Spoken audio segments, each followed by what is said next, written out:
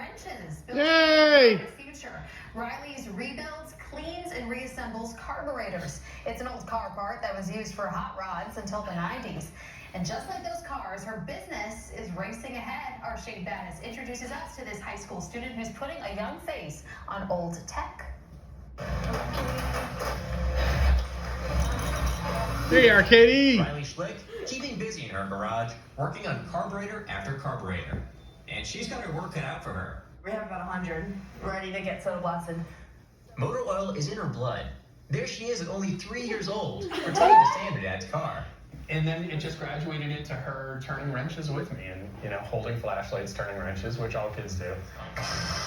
But not all kids take it this far.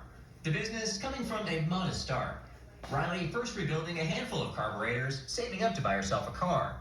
Soon enough, she took home this Jeep, but then realized this is no time to pump the brakes. That was like the beginning of everything. So she took to social media, putting up this Facebook post before a flight, asking for some help finding more carburetor parts. And then the internet answered the call. And then I got out and I got into Wi-Fi and I had 50 missed calls. That post shared almost 8,000 times. Tons of people reaching out to partner with Riley and share some words of encouragement. This is awesome.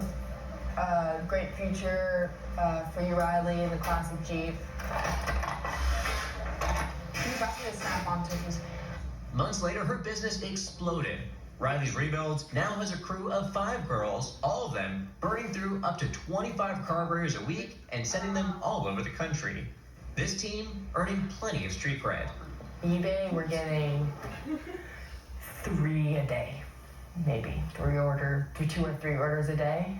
Edelbrock, so impressed by their work, they invited Riley and her family to its headquarters for a tour. The company then sending them boxes and boxes of carburetors and directing their own customers to this little garage. It's just cool. I am still 17, so it's weird knowing that my business is an actual business and it's not just a part-time thing. Far from it.